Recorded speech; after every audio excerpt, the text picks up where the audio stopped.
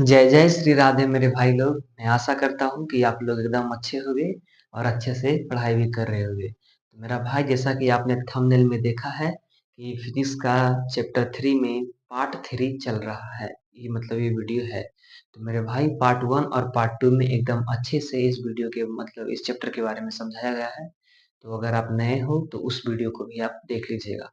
तो मेरे भाई, जैसा कि हमने आपको वीडियो में बताया बताया हूँ कि आपके पास अभी बहुत सारा समय है, जिसके कारण आप सब्जेक्टिव पे ज़्यादा ध्यान दीजिए और ऑब्जेक्टिव पे थोड़ा कम ध्यान दीजिए, क्योंकि अगर आपका सब्जेक्टिव बढ़िया रहेगा तो ऑब्जेक्टिव भी बढ़िया ही रहेगा। तो मेरे भाई, आज हम स्टार्ट करते हैं और ज़्यादा इसमें नहीं है, बस 1 से 2 या 3 सब्जेक्टिव मतलब कराना आपको बचा हुआ है जो आपको समझाना है, और 10-5 ऑब्जेक्टिव, क्योंकि ऑब्जेक्टिव अभी थोड़ा-थोड़ा ही करवाएँगे, लेकिन जब एग्ज़ाम का समय आएगा तब हम भर-भर के ऑब्जेक्टिव करवाएँगे आप लोगों को। तो हम चलिए स्टार्ट करते हैं। तो पहले हम थोड़ी-सी कुछ बेसिक सी बातें आपको बता देना चाहते हैं जो कि पार्ट 2 में भी बताया गया है।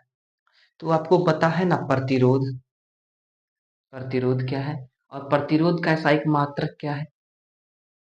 प्रतिरोध का ऐसा एक मात्रक ओम होता है और प्रतिरोधकता का ओम मीटर। ठीक है। प्रतिरोध का ऐसा एक मात्रक ओम और विद्युत धारा का एम्पेयर और आवेश का कूलम होता है। ये सब आप याद रखिएगा।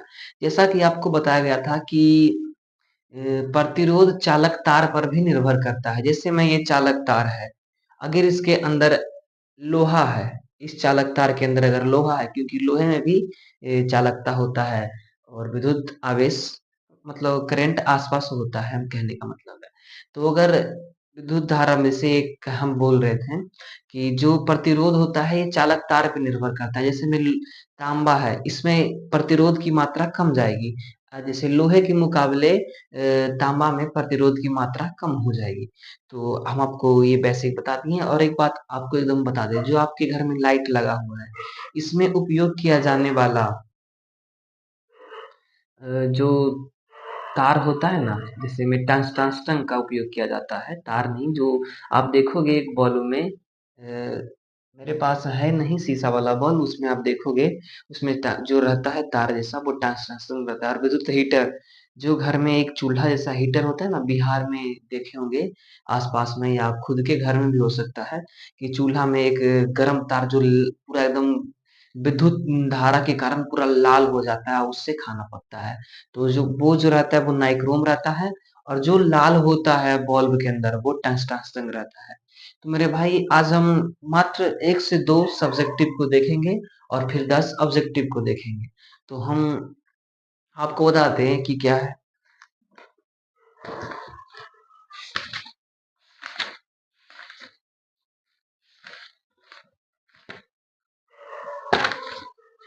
सब्जेक्टिव क्या है? एक लघुपतन को देखना है और ऊर्जा के संरक्षण के सिद्धांत और विद्युत धारा की उसमें प्रभाव।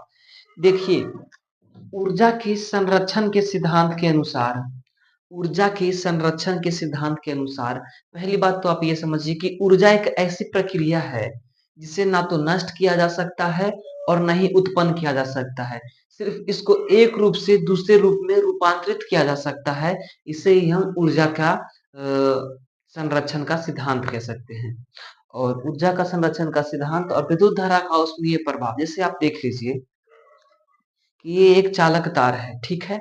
इसमें आप विद्युत धारा को प्रभावित कर देते हैं, मसमें मतलब कि इसमें करंट पास कर देते हैं, ओके? और आप देखिएगा कि इसमें करंट आप पास कर दिए, तो फिर आप तुरंत कुछ देर बाद, अगर इसमें मतलब कुछ देर बाद, 1 आध मिनट बाद, अगर इसमें विद्युत धारा यानी करंट जाने से रोक दीजिएगा, मतलब स्विच ऑफ कर दीजिएगा, तो आप देखिएगा कि ये जो तार है ये हल्का हीट हो जाएगा। इसी को कहते हैं हम विद्युत धारा का उस मतलब क्या है? विद्युत धारा का उसमें प्रभाव। क्योंकि जैसे विद्युत धारा किसी चालक तार में विद्युत धारा को प्रवाह कर दिया जाता है और कुछ समय बाद उसे पुनः रोक दिया जाता है, तो वह चालक तार में ऊष्मा का शोषण कर लेता है, जिसके कारण वह धिप जाता है। जैसे में ये साफ-साफ यहाँ पे लिखा हुआ है कि किसी चालक तार में विद्युत धारा प्रभावित होने के बाद विद्युत धारा कुछ अंश ऊष्मा के द्वारा अवशोषित कर लिया जाता है। जैसा कि हम आपको बता दिए हैं, क्योंकि ये तार थोड़ा-सा हीट हो जाता है, इसी को कहते हैं हम ऊष्मा का शोषण। तो शायद हम ये आशा करता हूँ कि आपको ये समझ में आ गया होगा क्योंकि देखिए ऊर्जा जो है इसको नहीं उत्पन्न किया जा सकता है और ना ही नहीं ऊर्जा को नहीं नष्ट किया जा सकता है और नहीं उत्पन्न किया जा सकता है। ऊर्जा को सिर्फ़ एक रूप से दूसरे रूप में रूपांतरित किया जा सकता है। तो ये जो सब्जेक्टिव है ये बहुत इम्पोर्टेंट है और इसे पूछा ही जाएगा। मतलब कह नहीं सकते हैं कि पूछा जाएगा लेकिन इम्पोर्टेंट है। क्योंकि हम कौन होते हैं बताने वाले कि यही पूछा जाएगा और आपके भरोसा जीत लें? नहीं। हम ये कह सकते हैं कि ये भी पूछा जा सकता है, लेकिन हम ये नहीं कह सकते हैं कि यही पूछेगा। क्योंकि भाई वो जो क्वेश्चन देगा जो एग्ज़ाम सेट करेगा ना पेपर वो बताएगा कि क्या पूछा जा सकता है और वो तो बताएगा नहीं। लेकिन हाँ, सिलेबस से पढ़िए और सिलेबस से ही आएगा। तो अब हम देखिए विद्युत शक्ति का ऐसा एक मात्रक वाट होता है। ये सब आप याद रखिएगा। अब हम एक लघुपतन की बात करते हैं। जैसे में देखिए आपके घर में कहने का मतलब है कि आपके घर में शॉर्ट लगा है कभी? देखिए वो एक तार दूसरे तार में सट जाता है तो शॉर्ट लग जाता है और शॉर्ट को लगना को ही लघुपतन कहते हैं। कितना इजी हो गया। तो देखिए कोई रट्टा मार के जैसे ये सब्जेक्टिव है ये क्वेश्चन सारे रट्टा मार के तो आप याद करके क्वेश्चन मतलब नंबर ले आइएगा लेकिन इसको समझिए ताकि समझने से आपके पास ज्यादा देर तक दिमाग में सेट रहेगा। जैसे मैं लघुपतन आप पूछ रहे तो लघुपतन क्या है? जब गर्म तार ठंडा तार में सट जाता है तो लघुपतन हो जाता है। ये सब किताब की बात है लेकिन आप देखिए लघुपतन का मुख्य रूप यही है कि शॉर्ट लगना। एक ठंडा तार गर्म तार आपस में सट जाते हैं तो शॉर्ट लग जाता है। यही है लघुपतन और ये सब आप बिल्कुल अच्छे से याद रखिएगा और इसी के साथ आपका चैप्टर खत्म होता है और हमने जितने भी सब्जेक्टिव आपको इस वीडियो के माध्यम से बताए हैं वो सारे इम्पोर्टेंट बताए हैं और जो थोड़ा-सा मुझे डाउट हुआ कि ये उतना इम्पोर्टेंट नहीं है तो हम अभी से ही छाँटना शुरू कर दिए और आप विश्वास नहीं कीजिएगा कि नवंबर-दिसंबर आते-आते हम एकदम इम्पोर्टेंट को ही पढ़ाएँगे और बाकी सबको आउट, आउट, आउट। तो अब हम थोड़ा-सा ऑब्जेक्टिव है जो 10 क्वेश्चन विद्युत धारा से उसको हम देख लेते हैं। तो किधर गया क्वेश्चन? शुरुआत करते हैं। देखिए विद्युत धारा इलेक्ट्रिक महत्वपूर्ण प्रश्न। देखिए विद्युत धारा की ऐसा एक मात्रक क्या है? पहले नंबर कि ये जो देखिए विद्युत धारा का ऐसा एक मात्रक क्या है? तो सी नंबर एम्पियर। क्या है? एम्पियर। अब देखिए वोल्ट मीटर क्या है? वोल्ट मीटर का उपयोग किसे मापने में किया जाता है? मतलब जैसे कह सकते हैं कि हम विद्युत धारा को किससे मापते हैं? तो एमीटर से या अमीटर से, ओके। तो सही क्या है?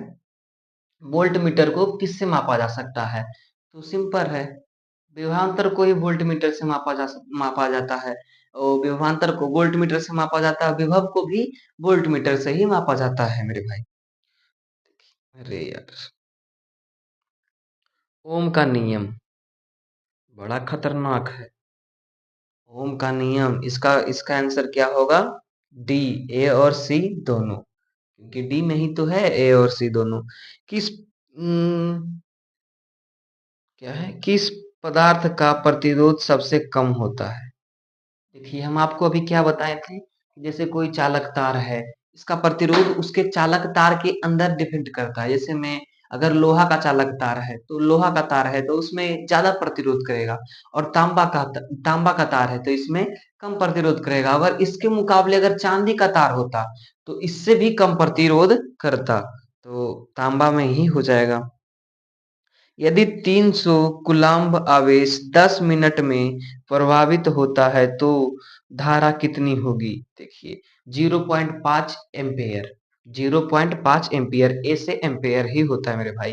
अब विद्युत धारा का प्रवाह किस दिशा में होता है? देखिए विद्युत धारा का प्रवाह किस दिशा में होता है तो इसका यही यही जो होगा राइट होगा उच्च विभव से निम्न विभव की ओर। ठीक है मेरे भाई। क्योंकि देखिए हम मोबाइल से इसलिए दिख रहे हैं क्योंकि करेक्ट जो होगा ना क्वेश्चन आंसर वो करेक्ट हम देख सकते हैं। क्योंकि हमारे पास पैनल पीडीएफ उतनी करेक्ट है जो ऑब्जेक्टिव का नहीं है मेरे भाई। मैं जो बोलता हूँ एकदम खुल का बोलता हूँ। किस उपकरण का उपयोग विद्युत धारा को मापने के लिए किया जाता है? देखिए, विद्युत धारा की मापने की बात आ जाए तो हम क्या लगाएंगे? एमीटर या अमीटर। विद्युत धारा का मापने की बात आ जाए तो हम क्या लगाएंगे? एमीटर या अमीटर। यदि किसी चालक तार की लंबाई दुगनी कर दी जाए तो उसका प्रतिरोध कैसे प्रभावित होगा? तो सिंपल है। जैसे मैं अगर इतनी सी तार में प्रतिरोध इतना हो रहा है तो इसे डबल कर देंगे तो प्रतिरोध भी तो बढ़ेगा ना मेरे भाई। प्रतिरोध बढ़ेगा, सिंपल है, दुगना हो जाएगा। विद्युत शक्ति का ऐसा एक मात्रक, अभी अभी हम आपको बताएं कि विद्युत शक्ति का ऐसा एक मात्रक वाट ही होता है। किसी परिपथ में विद्युत धारा को नियंत्रित करने के लिए किस उपकरण का उपयोग किया जाता है? तो आपको क्या है, ए नंबर में, ए नंबर में एकदम देखना है एकदम। और ये सब रट लीजिए मेरे भाई, क्योंकि ये जितना भी है सारा इंपॉर्टेंट ही है स्विच। और ये जो हमने 10 आपको बताए ये सारा ही इम्पोर्टेंट है। और ये मैं एक बार फिर से आपको बता देना चाहता हूँ कि जो विद्युत धारा का ऐसा एक मात्रक है वो है एम्पियर। और वोल्ट मीटर का उपयोग विभवांतर को मापने में किया जाता है। और मतलब जैसे आपको जैसे वोल्ट मीटर ए मीटर में ज़्यादा कंफ्यूजन होगा ना, तो आप इसे अच्छे से एक वीडियो, इसी वीडियो को एक दो बार अच्छे से देख लीजिएगा। और अगर आपको लगता है कि हम थोड़ी-सी पढ़ाने में हिचकिचा रहे हैं, तो मेरे भाई इसे मेकअप करके चलते हैं, क्योंकि मैं भी स्टूडेंट ही हूँ, 11th का हूँ अभी। तो जय हिंद, जय भारत। मिलते हैं नेक्स्ट चैप्टर में, क्योंकि ये चैप्टर तो खत्म हो गया।